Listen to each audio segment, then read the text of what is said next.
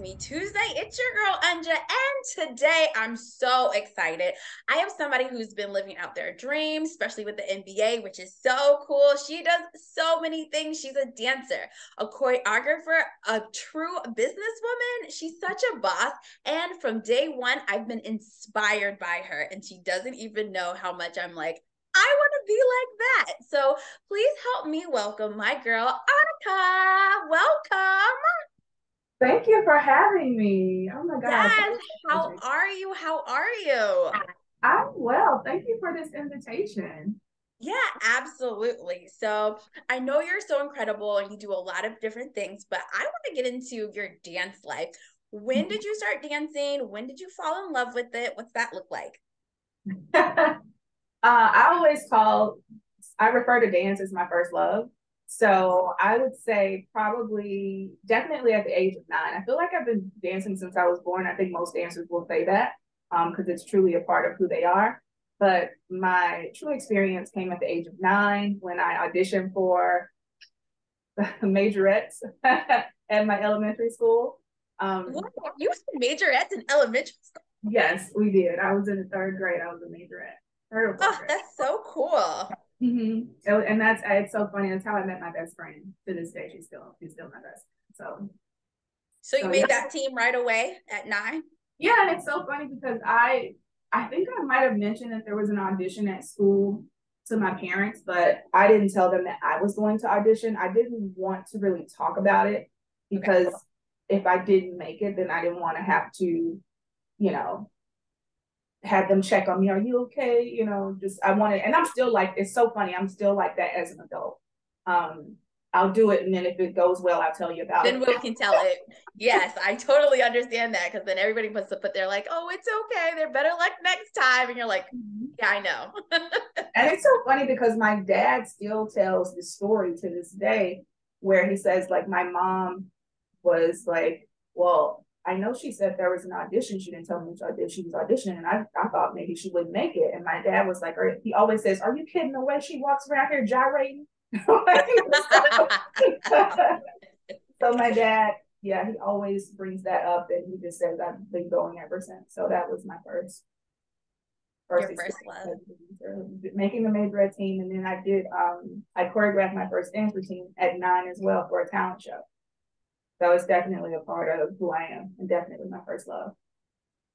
Okay, so how did the rest of your training go? So, I mean, you made it all the way to the NBA. So, did you stick with that in just school or was there a studio? How'd that look? Yes. So throughout grade school, I was a majorette. So I continued that into junior high and high school.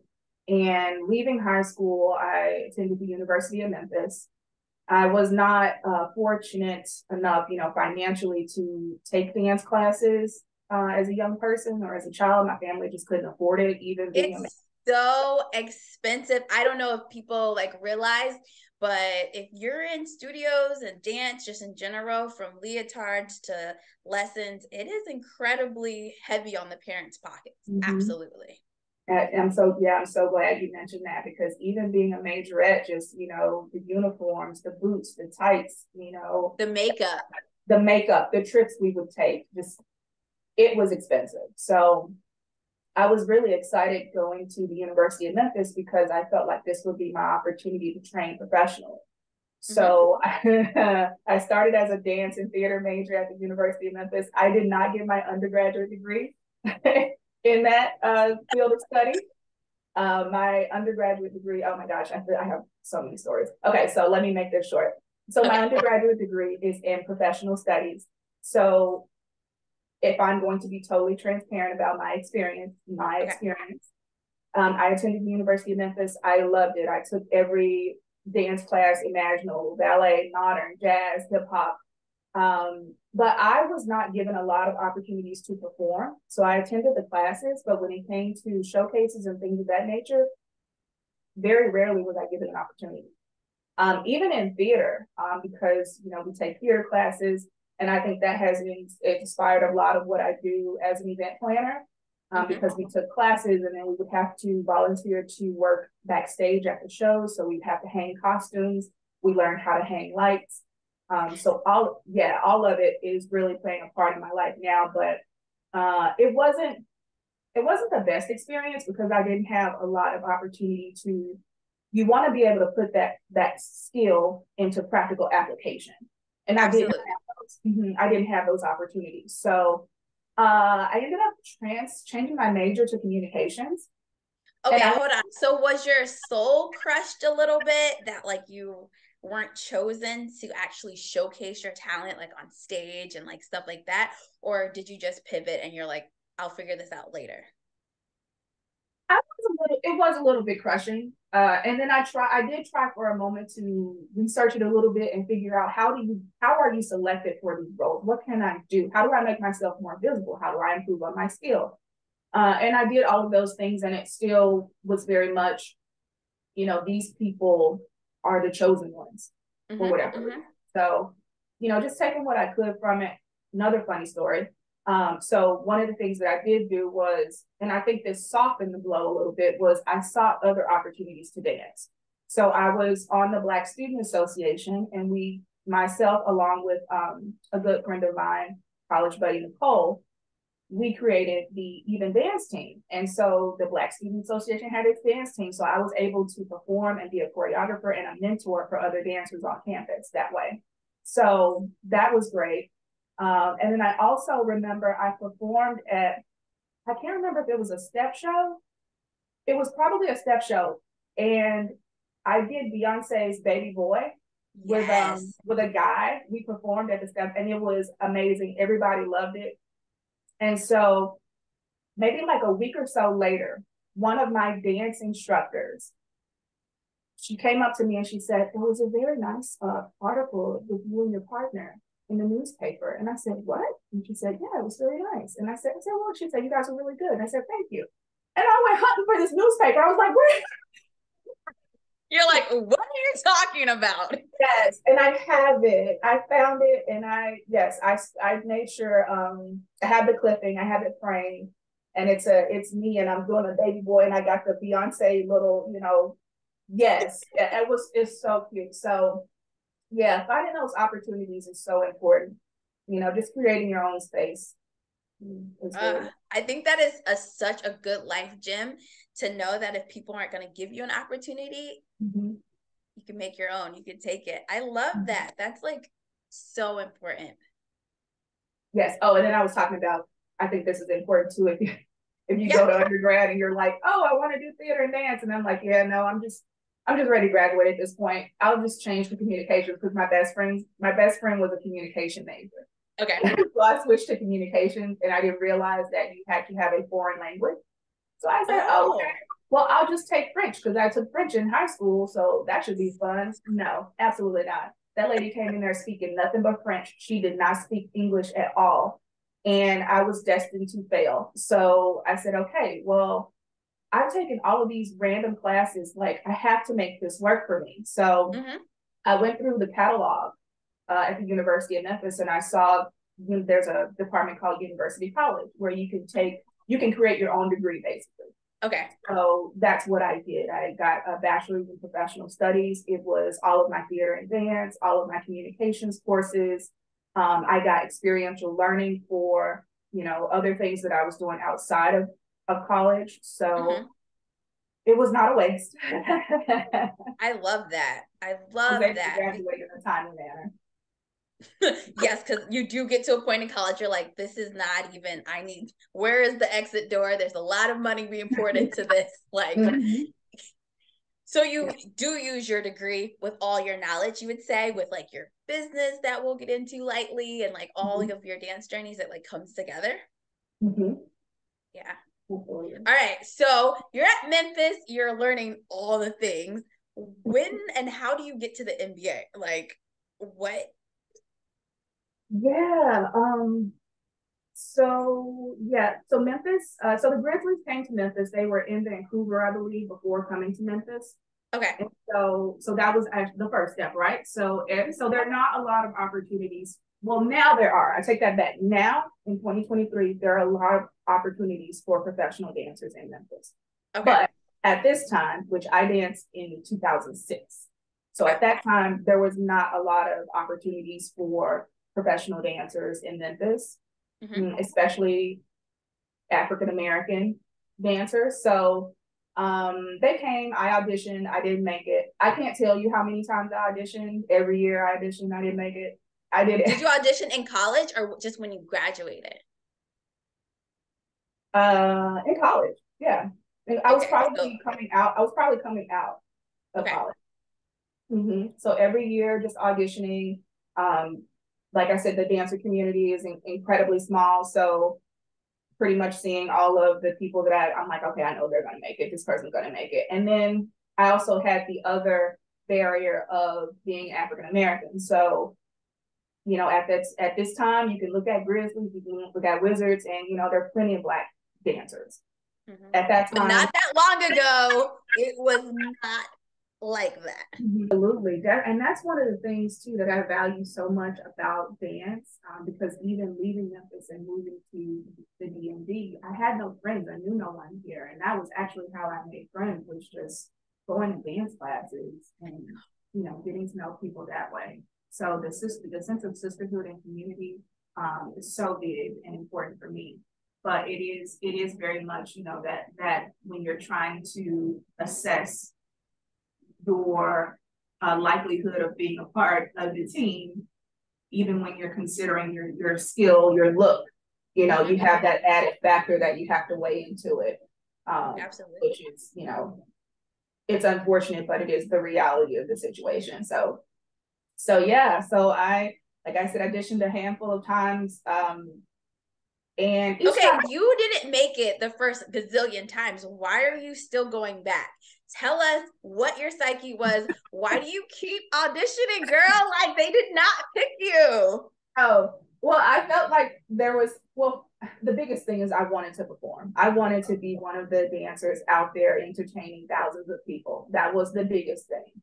Okay. The second thing was the ability to grow as an entertainer, and each time auditioning, learning something new that could help me going forward. And it also helped me with other auditions that I did outside of Grizzlies later on. But it was just the desire to be a part of the team that kept me going back.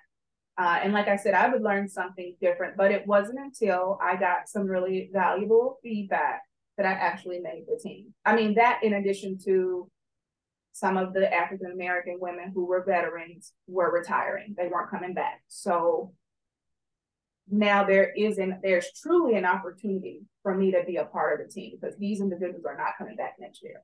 So the coach, actually in one of the prep classes, we were able to go and get feedback. And I went to her, and at this time, I had long hair, had my extensions. I was, you know, because I was like, that's what we need. We need to be Beyonce in here with the extensions. Yes. And I had gray contact lenses. Don't judge me. We're going all the way with it. Give me some contact lenses. Give me the extra hair, baby. Yes. So I had my look was fire. Like, you couldn't tell me nothing. But when I went to when I went to her, she said, you know, the Black girls come in here every year, and y'all are hurting yourselves. You all look alike. You're all coming in here with this hair down to wherever. And she said, take the hair out, take the contact lenses out, show up as yourself. And I was like, are you sure? Yeah, like my regular hair, like. Are you sure? Because that's risky business. Yes, and sure enough, I said okay, and that's what I did, and that I made the team that year. So no way. It was very helpful, very helpful. I bet that felt so freeing too, to step into your element and get chosen because you decided to be grounded and be yourself, and can't nobody. That is amazing. Yeah, it was awesome for sure. It really was. It was a great feeling to not have to worry about anything but touching on my makeup. That was to be like, this is actually me, and they want me. They don't want what we're taught they want us to be. Yeah, that's amazing. Okay, you make the team. Who do you tell? What is that like? Let's go back to that day. Did they call you? Did they email you? What was it like? Also, what team are we talking about, just in case people Yes, we're talking about the Memphis Grizzlies. Yeah, we're talking about, and this was also before teams started making the auditions like a big thing where, oh, we're going to have the audition and you can come and watch us select the finals. It wasn't like that. It was a private closed audition. We got down to the finalists. I can't remember if we came the same day or we got selected the same day or we came back another day, but it was very private. It was at the FedEx Forum. It was in one of the smaller practice gyms that they have at the facility. And yeah, it was really exciting. Of course, I called my parents first and told them I'm in the car on the way home. I remember being very sweaty, really excited, and just feeling like, wow. I kept going back to the conversation that I had with the coach in prep classes and just remembering that she told me to do this and it worked, so yeah. So I just focused on, okay, well, what's next? I can't wait to start rehearsals and, have our first game. And did you instantly get extra nervous? Because now you actually made it. So like, that's a whole nother level of like, you just leveled up. Mostly excited, if I'm honest. I was really excited. I didn't really feel nervous. And then the veteran, specifically the African-American veterans who left, they were very instrumental in making me feel more confident. One of them, I remember she gave me a nickname. She called me Class Act. She was like, oh, nice. I'm not sure why, but because there was not sure why. I'm just thinking there was nothing significant that happened. Like typically, my experience has been something really big will happen, and then it's all in how we handle it. You can fly off the rail and be unprofessional, or you can handle it with grace. But there was nothing specific that happened. That was just like the nickname that she gave me. So I remember that. But they were very supportive in helping us get acclimated to being on a team. So what is that like being an NBA dancer? What was that like? How was game day? How was it just living that moment and everything you've been picturing it? Was it everything you wanted it to be? Yeah, it was. I just had so many thoughts at once. I'm sure. Overall, yes, it was so much fun. Game days obviously were my favorite. I love them the most because just walking into the FedEx Forum and seeing the staff in the forum, seeing those familiar faces, and just everybody's just really happy to be there, and that you perform and everybody's high-fiving you after you perform, like the staff in the forum, they're high-fiving you, good job. That part was the most fun. Trying to think. I think my challenges came a lot with me trying to balance my full-time job and being on the team. At that time, I was a registrar for ITT Technical Institute.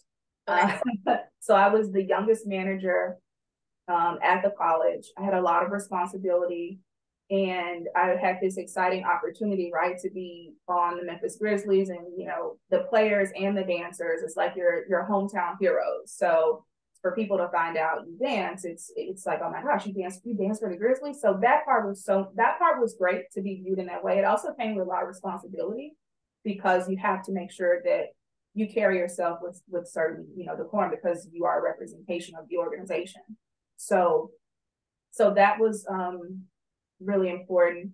And I will say, this is my personal experience. So as a registrar, when you dance for the NBA, you have to make appearances. So at that time, we had to have 10 free appearances before we could get any paid appearances. Okay. So of course, I'm trying to knock out my free appearances. Yes. See me.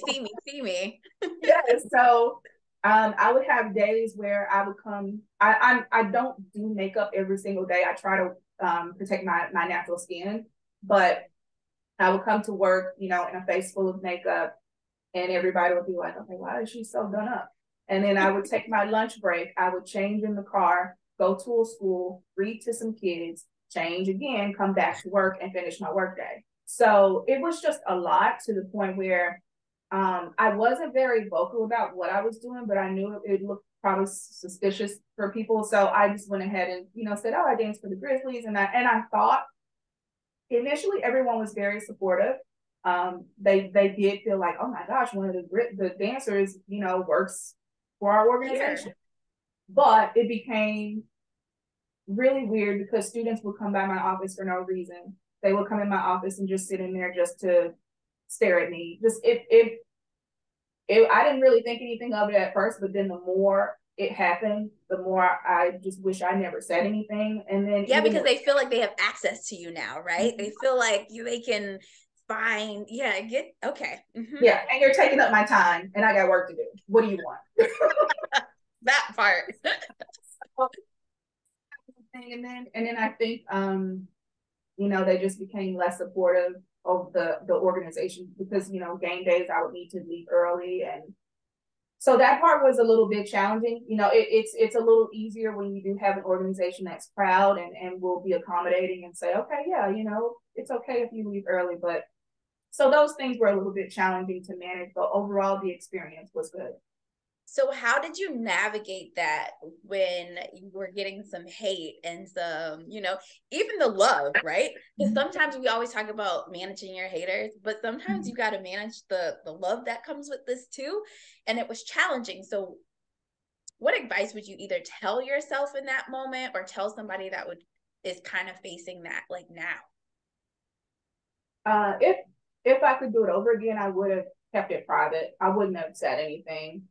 Just to keep down on confusion and, a lot of the barriers that it created with them knowing eventually. And I was able to make it work. I stopped doing so many appearances during the work week and I started just doing them on the weekends. I just had to figure out a way to make it work and just communicate better to my supervisor. So it was okay. It was okay. Yeah. It figured itself out. Yeah, it sorted itself out. Okay, so I believe that nobody gets to where they're going alone. So who is your supporter? I mean, following your dreams because you're still dreaming big and doing your thing. So who do you run to? Who do you call? What's that look like on your dark days? My best friend, my friends. Yeah, for sure. And this is another, we were talking about sisterhood and community. I've always been a very private person. I've also I thought about this story too about just why I value community and sisterhood and friendship so much. Yeah. Because when I was younger, I grew up in the projects in Memphis. I don't really call this a fun fact, but it's a fact. So I don't know if anybody watches the show PV, but the area that show is based off of is the area that I grew up in as a child up until I was 9 years old. Yeah, so I grew up in the projects, and I remember there was how the girls in the neighborhood I go outside and play with, they were mean to me. I can't even remember what they did, but they were really mean to me one day, to the point where my mom was like, they made me come in the house. So I grew up in the house with my aunts, my mom, my uncles, it was a lot of us, there together. And so the girls were mean to me. And I think the next day I was in the doorway looking at the screen door, watching them play. And I remember asking, can I go outside and play? Can I go outside and play?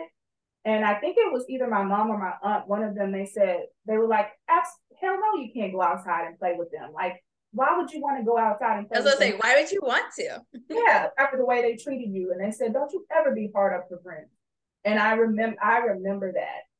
It's amazing the things we remember from our youth, but I remember that, and that stuck with me. And so I think I went through a lot of grade school being a loner. People knew me because I was a majorette, but I wasn't a very social person. And so yeah, going into college at the University of Memphis, that's kind of where I started to really develop my social skills. And then I also started competing in pageants when I was 18. So that helped me to develop my social skills. And yeah, and so now I'm to a point where I really truly value sisterhood and community. And so my friends are amazing. And I'm blessed to have a lot of really great friends. I always say quality over quantity, but I've got a really great tribe for sure. They are who I go to when I need support, which is, I feel like now it's like every week I have something. Somewhere to go. Yeah, I'm going to them, but they're a great sounding board. They hold me accountable, which is so important. And they give me the support that I need to move forward. So success comes with a lot of things, like we were just talking about, love and hate or whatever. Did you ever have to get rid of some friends in order, especially when you were in your prime, like NBA life? Was there friends that you were like, can't come with me, sorry? You know what? I've always been such a private person, and Okay. and like I said, like I really am a loner. So, and I try to keep my circle really small. That's even with family. Okay, so you just did something not that long back with the Grizzlies. Tell us a little bit about what that was about. The dance team reunion, yes. So every 10 years, the dance team will meet up again. And it's so funny because when I told people, oh, we're having a reunion, they said, oh, so what are you guys going to do? I said, we're going to perform. Oh, you're going to perform? What are you going to wear? I said, we're going to wear shirts and leggings like we like, still got it, baby. Yes. I'm like, time out. What you trying to say? Don't go there because we got it. Yes, but it was so much fun. So I went back home for the reunion, and typically it's just rehearsals and then we actually perform. But this time they made it very engaging. So we had an opportunity to go to I think it's the D League, like one of their games. It's called the Memphis Hustle. Like they reserved seats for us at the game. We had an alumni social. We did a community service event. So they really put a lot into making the reunion weekend very engaging and fun time. Mm-hmm. Was it like, what did it feel like when you were performing? Did it just bring back all the memories? Yes, it did. It did. It was even going to rehearsal, I feel like I was wondering, okay, like I wonder who's coming back, you know, who am I going to see? So just seeing the faces, everyone being so welcoming was obviously great. And then the current team. So I don't know that anyone else pays attention to this, but like I said, community and sisterhood is big to me, and just the overall experience and feeling that I have. So the current team of dancers were so welcoming. It really felt like they were saying, like, welcome home, my court is your court. Like that's really how I feel. Yes. Mm-hmm. They were so sweet. So that part was really nice, that they were so kind and so welcoming. Yeah, and it was exciting. Just being, like I said, again, being in this space, everything from the time that, you know, we go through the employee entrance and we have to go through security check and we're walking through the halls and you see the photos of all of the former players and, you know, everything on the walls. Like I just took my phone out and I was like, wow, like it feels so good to be back. I love that. Mm-hmm. And to see how much game night has changed, like the amount of activities. So many. Entertainment has changed for sports and it's not going back, baby. I was overwhelmed. I mean, I mean, obviously the pyrotechnics, like those are always a thing, but just they had photo booth, they had a DJ in the hallway, they had, you know, alcoholic beverage sponsors. It was so much going on. I said, there's in such a short amount of time too, because games are like 2 hours. Like 2 hours. And you got the mascot, and you got the in-game host, and you got the. So I was sure to tell the director of entertainment. I sent her a message afterwards, like, "Wow, you guys, I can't thank you enough for everything that you do to make the game day experience so outstanding." All right, really quick, last words of wisdom for anybody who would love to follow in your footsteps, who dreams about being on that NBA court as a dancer, maybe even as like a Black female, because the world has changed a lot, but there's still some issues. So any last words of wisdom for anybody? Absolutely. I would just say continue to, you know, develop your craft, work on your skills and your abilities, you know, take advantage of those prep classes. They're so important. develop relationships, even if you are, you know, an antisocial person or kind of somewhat of a loner like me. It's really important that you push yourself out of your comfort zone to develop relationships, because you'll get some really, really great information that can help you grow that way. And, you know, when you do get the opportunity, don't be afraid to, or don't be so busy that you aren't able to share with other people and help them develop and become better and make the most of it. Like, my time with the NBA was not very long, but I continued to dance after my experience with the Memphis Grizzlies. And I also taught overseas. So I taught in Croatia, Slovenia, and also taught in Cuba. So it's a door opening opportunity for sure. It's all what you make of it. So just make the most of it. And even if the opportunities are not there, you create them. So really look for opportunities to be the best version of yourself. And if you can, and if you're not being allowed in those spaces, create the space for yourself. I think that is like amazing last words of wisdom. I'm so thankful that you came on my show. Really quick, I know you have like your own business, and you say all these things that you learned along the way kind of helps you be the boss lady that you are. Do you want to pitch your brand really fast and what you do? But yes, so I am owner and lead planner for Revere Event Planning and Design. So I love to plan fabulous events. You can find us at Revere Events on Instagram. And I'm also executive director of TGC Collective, which is also known as the Global Citizen Collective, but we call it TGC Collective for short. It is an international nonprofit devoted to championing global citizenship through sustainable development. And you can locate us on Instagram at TGC Collective. And please give us a follow and keep up with the work that we're doing around the world to promote sustainable development. As always, viewers, you know I'm going to lock you in and put all that information right there in the bio so it's easy for you to access.